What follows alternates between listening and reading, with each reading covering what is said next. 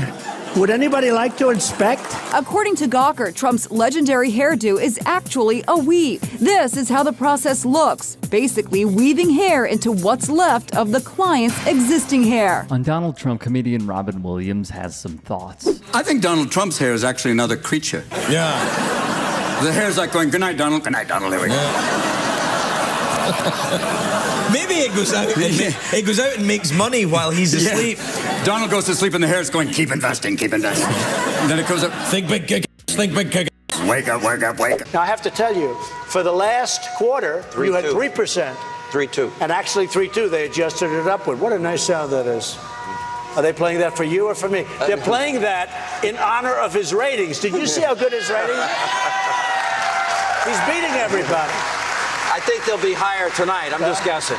So the fact is that we're really rocking.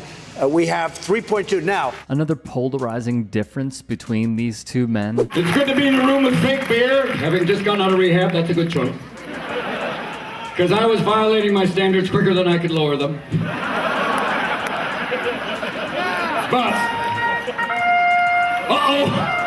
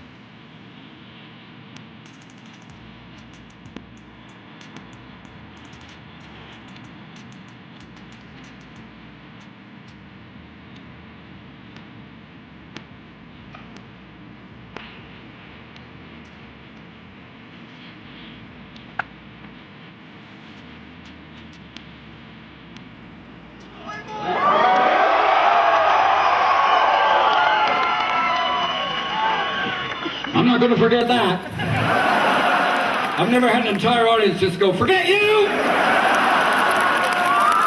have no idea! The respect they give, or in the former president's case, lack thereof. That'd be great. Is anyone else allowed to touch it? Yeah. Really? Sure. I mean, it doesn't bother me. That's daylight. No, it's mine. Wow.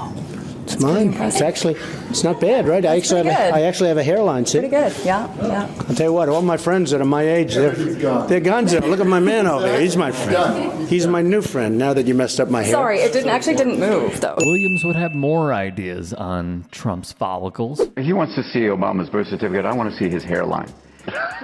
Your call, Coach. I mean, everyone's just going, really? I mean, my theory is that the hair is actually the Donald. That it's like some alien creature that landed years ago. Who's the bald guy? I believe the hair is actually him. I believe at night he walks into a small room, sits down, and the hair goes, who shall we marry next? We're going out. Put your name on that building. He wasn't president. He hadn't been elected for for 5 minutes at that point. And this is when impeachment begins. And then he's impeached the first time. And then he was impeached the second time. And they slandered him. They belittled him.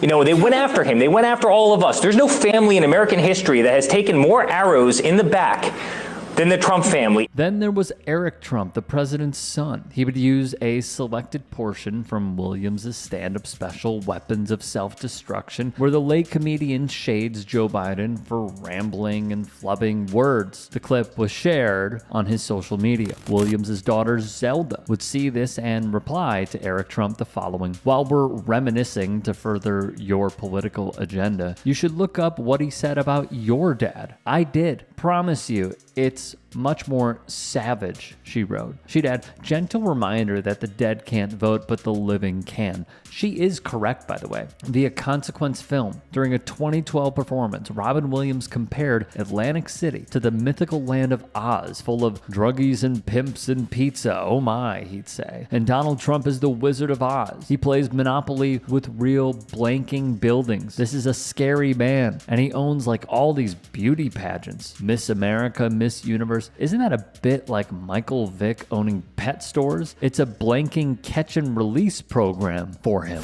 If Ivanka weren't my daughter, perhaps I'd be dating her. Williams would see this and incorporate it into his routine. He would say to his audience, "This is a man who said, 'My daughter is hot.'" Even people in Arkansas went, "That's blanking wrong. That's just way out of place." So there are a few things to bring up here. The first is, if you can, please do become a channel member. Go to youtube.com/TYT Sports, click the join button to support this show. If you don't want to support our show and just support the network and say screw Rick, screw the team, what have you, go to tyt.com/join. In addition, you can follow me on my socials on Twitter, Instagram, and TikTok. Okay, so there's a few different angles here. The first is, when looking at the Eric Trump part of this story, it is very clear how conservatism, it is symbolic of how conservatism will operate in a nutshell. Because as Zelda Williams called out, rightfully, it was a small portion, and I understand that we live in that day and age on Musk's free speech platform of Twitter and others, is that we are obsessed as a species with short form content, and it has led to a great decay in mass media. However, what he did was show Robin Williams making fun of Joe Biden many years ago, which he did, and it was funny, but intentionally leaving out how Williams went 10 times harder on his father. I mean, the jokes that he had don't compare to saying, you know, it seems like Biden has like a mumbling problem and what have you. It is night and day, night and day. And Eric Trump getting called out is something that's like, it's almost too easy. It's like playing on a Nerf basketball hoop against a child. That's exactly what Eric Trump is. So dunking on him is quite simple and doesn't take a lot of effort because he's slow. The other part about this is some will say that Williams was making fun of both sides, and obviously that is a huge yes. But what it shows is his politics through all of this. It isn't just that he's making fun of an alt-right conservative in Donald Trump and a centrist like Joe Biden. It is that it shows where his politics lie. I saw in The Independent that they viewed it as progressive comedy. I don't know if I necessarily agree with that. Like, yes, the Jim Brewers of the world are going to very clearly be conservatives, but in a lot of their material, many of these comedians are going to actually push past progressivism because they see it a lot of the times how we do. George Carlin said it best in that interview with Larry King that we've shown a few times. There is something about punching down that feels taboo, and punching up is the way to go. Because when you go at people who you literally cannot relate to, aside from potentially the air you breathe, even though the Supreme Court is now regulating that we should be inhaling dirty air because of Clarence Thomas and co. Calling out elite people in comedy should be the rule of thumb. And many people used it as, this is what Dave Chappelle should be talking about, not going after the trans community. And there were plenty of comments about that. But what I think this shows is throughout the years, until he unalived himself, tragically, sadly unalived himself, is that he aligned with many of the core values that lie in human decency and calling out corruption.